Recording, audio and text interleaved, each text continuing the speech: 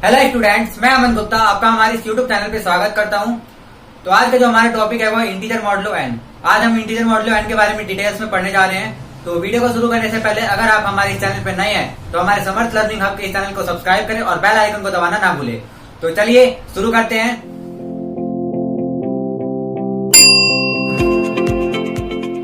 तो integer modulo N के बारे में पढ़ना है। तो इंटीजर मॉडुलो एन क्या होता है, इससे पहले अगर आपने एडिशन मॉडुलो और मल्टीप्लिकेशन मॉडुलो की वीडियो आपने नहीं देखी है तो पहले आप एडिशन मॉडुलो और मल्टीप्लिकेशन मॉडुलो के बारे में जाके हमारी वीडियो में पढ़ लीजिए। इसका लिंक आपको डिस्क्रिप्शन में मिल जाएगा।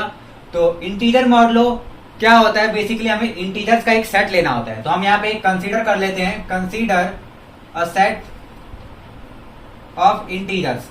तो हमने यहाँ पे एक इंटीजर्स का सेट ले लिया और उसमें एक रिलेशन डिफाइन करते हैं। और वो रिलेशन कुछ इस तरह से होगा कि वहां पे हम कॉन्ग्रेंस रिलेशन लेंगे, यानी रिलेशन ऑफ कॉन्ग्रेंस लेंगे। और इस तरह से वो रिलेशन होगा कि A is congruent to B, A is congruent to B if और मॉडुलो n, यहाँ पे मॉडुलो n आ जाएगा, या मॉडुलो n को हम सिंपल मॉड n भी लिख देते हैं।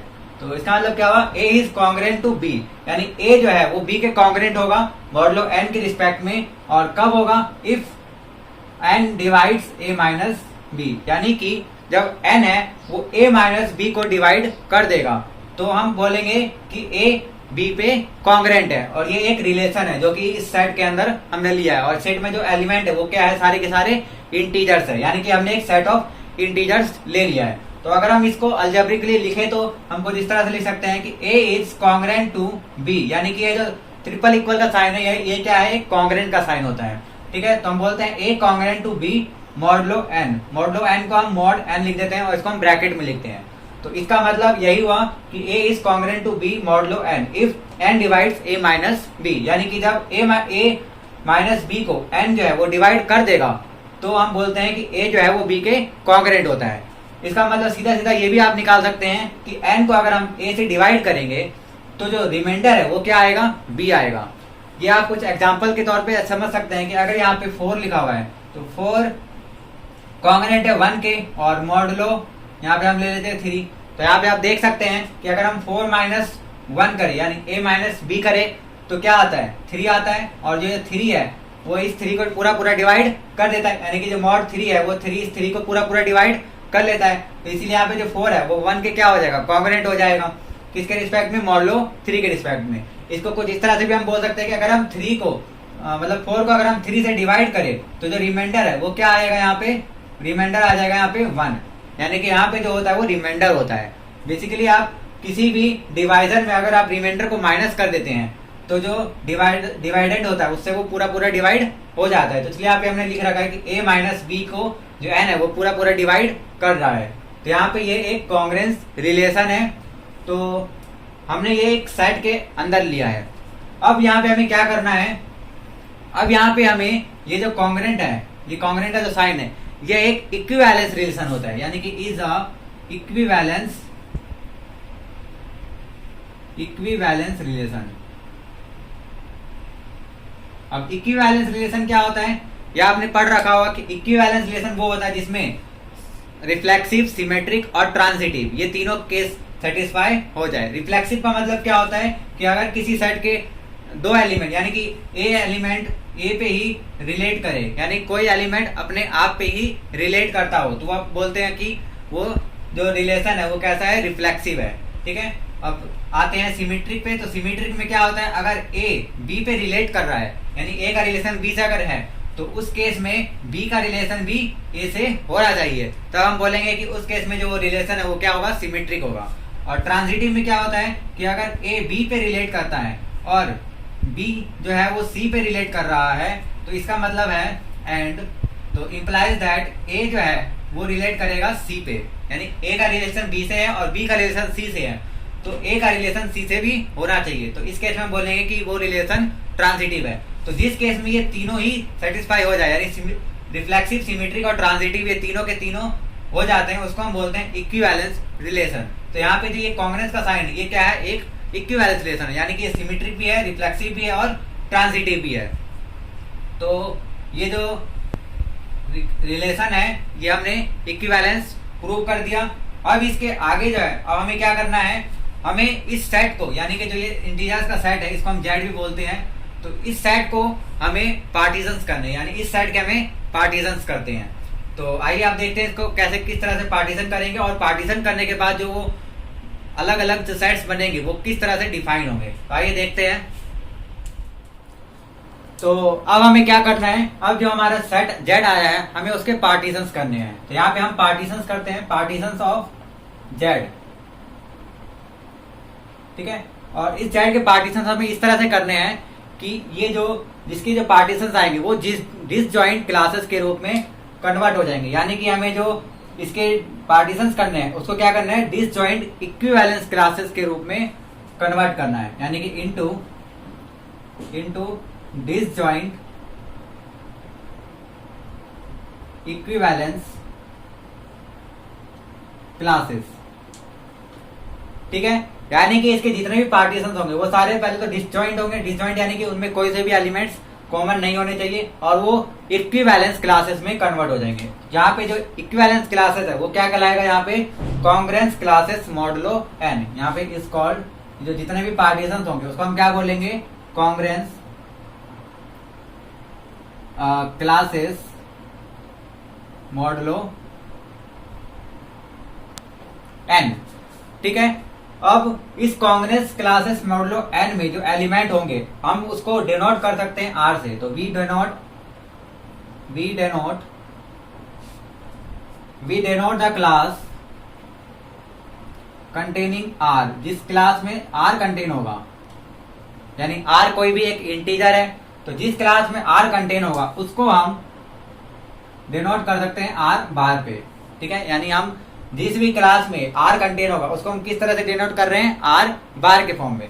अब ये जो r बार है इसमें किस तरह के एलिमेंट होंगे, ये जो सेट है उसमें एलिमेंट m होगा जो कि z से ही बिलोंग कर रहा है, और इस तरह से बिलोंग कर रहा है कि जो m है वो कॉन्ग्रुएंट हो जाएगा r के, ठीक है। यानी जो भी हमने r लिया है जिसको हम r बार से डिनोट कर रहे हैं उस r के कॉन्ग्रुएंट होगा, और मॉडुलो किस पे, n पे, ठीक है। इसका मतलब क्या हुआ कि अगर हम n को m माइनस r से डिवाइड करें तो पूरा पूरा डिवाइड हो जाए, तो m वहां पे एक इंटीजर से और इस सेट का एलिमेंट होगा, ठीक है। और जो r है वो क्या है, यहाँ पे रिमाइंडर का काम कर रहा है, यानी कि जब हम n से मतलब n से हम m को अगर डिवाइड करते हैं तो जो रिमाइंडर है वो क्या आ जाता है, r आ जाता है, और उसी r के बार को हम यहाँ पे उस सेट का नाम से हम डिनोट कर सकते हैं।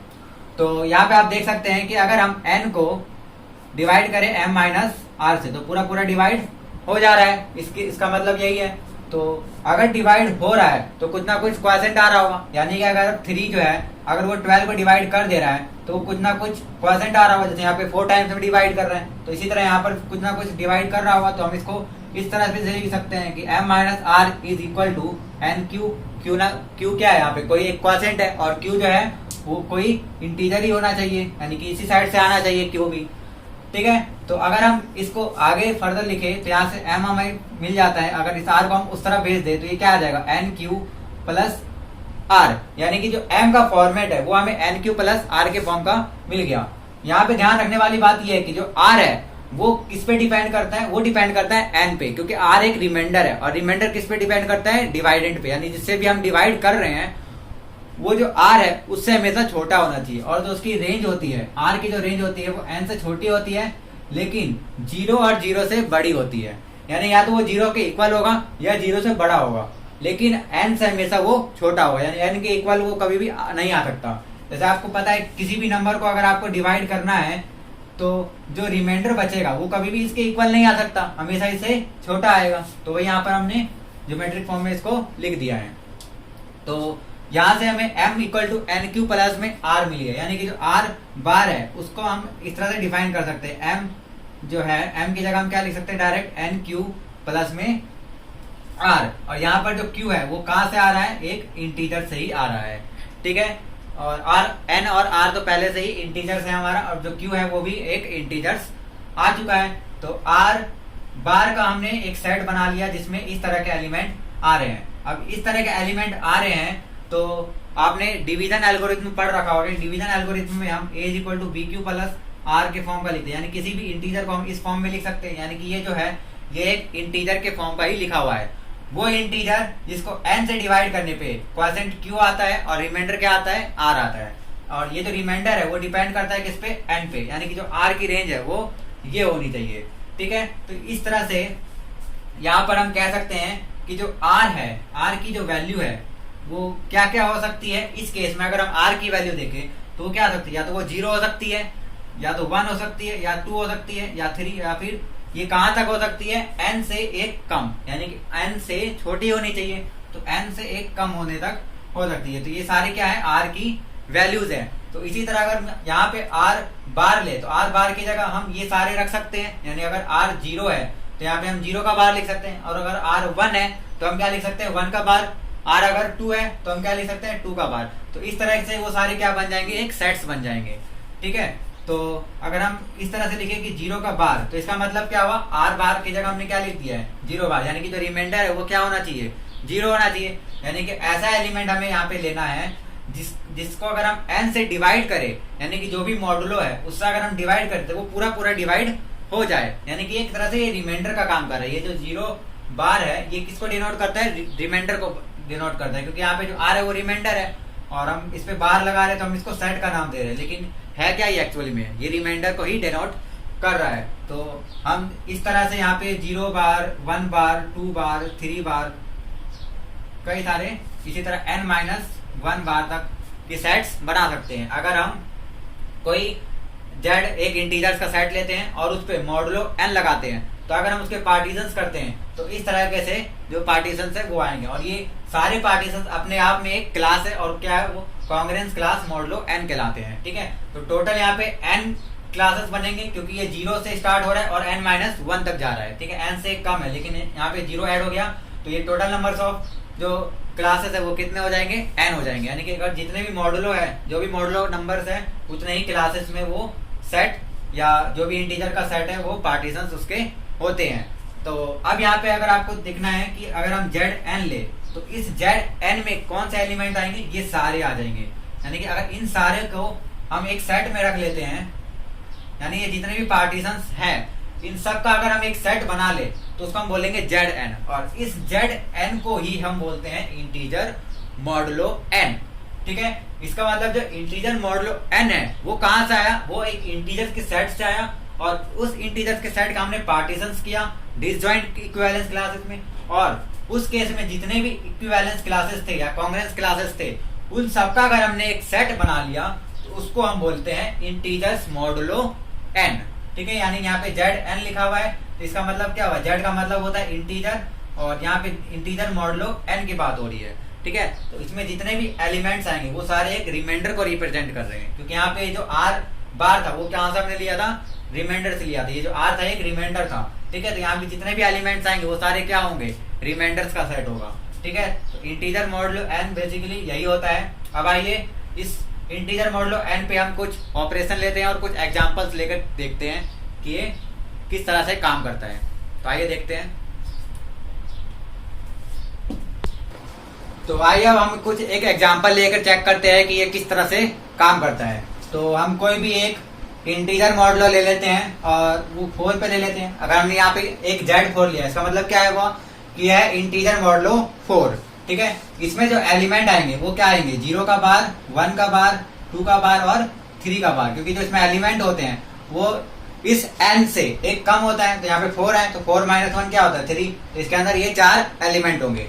अब अगर हम इसको प्लस के रिस्पेक्ट में, यानी कि अगर हम बाइनरी ऑपरेशन इस पे प्लस लगाए और देखें कि इसके जो एलिमेंट्स है वो एक दूसरे से ऑपरेट होके किस तरह से काम करते हैं, तो यहाँ पे हम कोई भी 2 एलिमेंट ले लेते हैं। जैसे यहाँ पे एक हमने एलिमेंट ले लिया 2 और एक एलिमेंट ले लिया हमने 3, तो ये 2 का बार और 3 का बार। तो यहाँ पे हमें करना क्या है, सिंपली इन दोनों को प्लस करना है। ठीक है, तो प्लस करके ये दोनों क्या आ जाएंगे, 5 आ जाएंगे, और 5 आने के बाद हम जो मॉडुलो दे रखा है उससे इसको डिवाइड करना है। तो जब हम डिवाइड करेंगे 5 को 4 से तो क्या आ जाएगा, 1। तो जो रिमाइंडर है वो यहाँ पे हमें लिख देना है। ठीक है, यानी कि जो भी 2 एलिमेंट हम लेंगे उसको प्लस करना है और उससे डिवाइड करना है, जो भी मॉडुलो दे रखा है हमें उससे डिवाइड करना है, और डिवाइड करने के बाद जो रिमाइंडर बचेगा वो हमें यहाँ पे लिख देना है। और हमने इस 1 का बार क्यों लिखा, क्योंकि 1 का बार एक रिमाइंडर ही है, क्योंकि ये सारे क्या है, एक रिमाइंडर्स को रिप्रेजेंट कर रहे हैं। तो 1 का बाहर का मतलब क्या हुआ, ये वाला एलिमेंट। तो यदि हम देख सकते हैं कि ये एलिमेंट इसी सेट के अंदर है, तो यानी कि दो एलिमेंट को जो हमने ऑपरेट किया तो वो उसी सेट का एक एलिमेंट आया।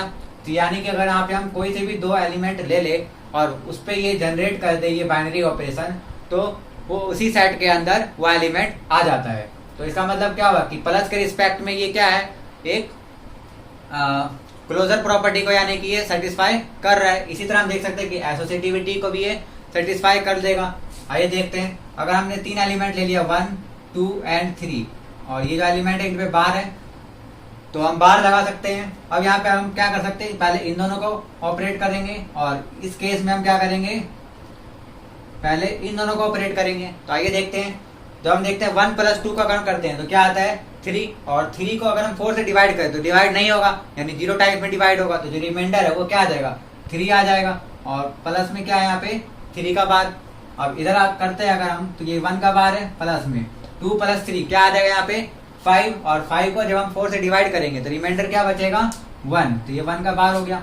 अब फिर से क्या करेंगे 3 और प्लस को 3 करेंगे, तो +3 + 3 क्या हो जाता है 6, और 6 को जब हम 4 से डिवाइड करेंगे तो जो रिमाइंडर है वो क्या आ जाएगा 2, यानी कि 2 का बार। और यहाँ पर भी देख सकते हैं 1 + 1 क्या होता है 2, और 2 को जब हम 4 से डिवाइड करेंगे तो डिवाइड नहीं होगा, तो इसका मतलब जो रिमाइंडर है वो क्या आ जाएगा 2 ही आ जाएगा। तो यहाँ से हम देख सकते हैं कि दोनों साइड इक्वल आ गई, यानी कि जो एसोसिएटिव प्रॉपर्टी है वो भी इसमें सेटिस्फाई कर जाएगी। आप अलग अलग एलिमेंट लेके चेक कर सकते हैं, एसोसिएटिविटी हर केस में सेटिस्फाई हो जाएगी। तो फर्स्ट एक्सियम जो हमारा G1 था वो सेटिस्फाई हो गया, सेकंड यानी G2 भी सेटिस्फाई हो गया। अब G3 क्या है यहाँ पे आइडेंटिटी एलिमेंट। तो यहाँ पे आपको पता है कि आइडेंटिटी एलिमेंट प्लस के रिस्पेक्ट में क्या होता है 0 होता है। तो आइए देखते हैं कि यहाँ पर भी 0 है या नहीं है। तो अगर हम 0 को किसी भी एलिमेंट में प्लस करते हैं तो वही आ जाता है, यानी कि 0 का अगर 1 में प्लस करेंगे तो 1 आएगा। और क्योंकि यहाँ पे सारे एलिमेंट्स 4 से छोटे हैं तो प्लस करने पे 4 से छोटे वाले एलिमेंट आएंगे, और उनको जब हम 4 से डिवाइड करेंगे तो डिवाइड होगा नहीं, यानी कि वही एलिमेंट आ जाएगा। तो यहाँ पर क्या आ जाएगा 1 आ जाएगा, यानी कि 0 जो है एक आइडेंटिटी एलिमेंट की तरह यहाँ पे बिहेव कर रहा है। तो इस केस में जो आइडेंटिटी एलिमेंट है वो क्या हो जाएगा 0 हो जाएगा। आप अलग अलग एलिमेंट लेके चेक कर सकते हैं कि 0 ही इस सेट का आइडेंटिटी एलिमेंट है।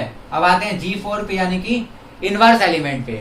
तो इनवर्स क्या होता है, ऐसा वो एलिमेंट जिसको उस एलिमेंट से ऑपरेट करने पे आइडेंटिटी एलिमेंट आ जाए। तो यहाँ पे मान लीजिए हमें 2 का आइडेंटिटी एलिमेंट निकालना है, तो हमें 2 का यहाँ पे ऐसा एलिमेंट चाहिए जिसको हम 2 में प्लस करें और 4 से डिवाइड करें तो क्या आ जाए रिमाइंडर 0 आ जाए, क्योंकि यहाँ पे जो आइडेंटिटी एलिमेंट है हमारा वो क्या है 0।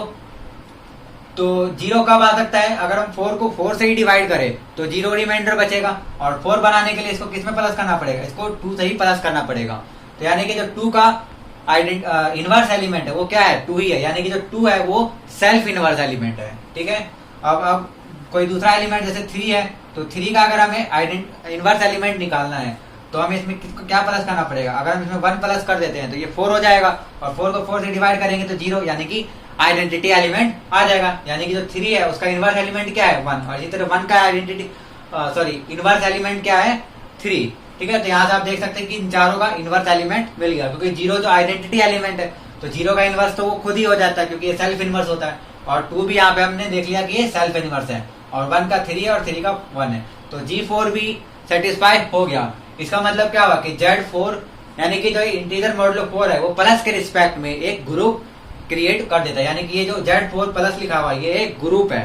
ठीक है, और ये एक अबिलियन ग्रुप भी हो जाएगा। अबिलियन ग्रुप इसलिए क्योंकि प्लस के रिस्पेक्ट में ये कम्यूटेटिव प्रॉपर्टी को भी सेटिस्फाई करता है, इसलिए जो Z4 प्लस है ये कम्यूटेटिव ग्रुप होगा। कम्यूटेटिव ग्रुप या फिर इसको आप अबिलियन ग्रुप भी बोल सकते हैं।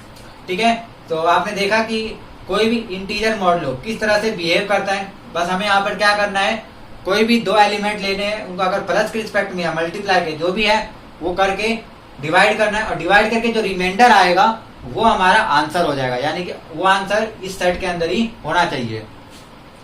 ठीक है, तो आपने देखा Z4 में ये किस तरह से काम करता है। इसी तरह आप अगर कॉमन नॉर्मली आप लेते हैं Zn, तो उसमें आप बोल सकते हैं कि जो एलिमेंट है वो क्या हो सकते हैं A B C D कुछ भी हो सकते हैं n-1 तक। तो यहाँ पे अगर हम कोई भी 2 एलिमेंट ले लेते हैं A और B, तो A का बार और B का बार, क्योंकि इन सब पे बार लगेंगे क्योंकि ये सारे किसको रिप्रेजेंट कर रहे हैं रिमाइंडर को। तो इसको आप नॉर्मली यहाँ पे ऐसे लिख सकते हैं कि A + B का बार है। इसका मतलब क्या हुआ कि ए का बार बी का बार जो है उस पर अगर हम पॉजिटिव यानी कि ऑपरेशन लगाते हैं तो ए प्लस बी करने के बाद उस पर जो बार ऑपरेशन लगेगा, यानी बार का मतलब क्या हुआ, सिंपल रिमाइंडर, यानी इनको प्लस करके जो डिवाइड करके जो आंसर आएगा वही इसका सॉल्यूशन हो जाएगा, या वही इसका आंसर हो जाएगा। ये नॉर्मल तरीका है इस बाइनरी ऑपरेशन पे इसको दिखाने का, यानी कि जेड को हमने कहाँ लिया है, प्लस के रिस्पेक्ट में लिया है। ठीक है, तो आई होप आपको इंटीजर मॉडलो का ये जो कॉन्सेप्ट है ये समझ में आया होगा। ये बहुत ही इंपॉर्टेंट टॉपिक है और ये जो टॉपिक है ये जनरली आगे के टॉपिक्स में बहुत ज्यादा काम आता है। वहां पे बहुत ज्यादा कंफ्यूजन हो जाती है इंटीजर मॉडलों को लेके, क्योंकि वहां समझ ही नहीं आता है कि इसमें किस तरह के एलिमेंट होते हैं और किस तरह से ये सेट बिहेव करता है, किस तरह से इस पे बाइनरी ऑपरेशन लगाया जाए। तो आज हमने आपको कोशिश की कुछ एग्जाम्पल्स के तौर पे लेके और हमने पूरे डिटेल में इसको आपको इंटीजर मॉडलों के बारे में समझाने की कोशिश की हो। तो आई होप आपको इंटीजर मॉडलों का ये कॉन्सेप्ट समझ में आया हो। तो अगर आपको ये समझ में आया हो तो प्लीज लाइक कर दे, और अगर आप हमारे इस चैनल पर नए हैं तो हमारे इस चैनल को सब्सक्राइब करें और बेल आइकन को दबाना ना भूलें, जिससे आपको आने वाली वीडियो की नोटिफिकेशन मिलती रहे। तो आज के लिए हमारे सिर्फ इतना ही। Thank you.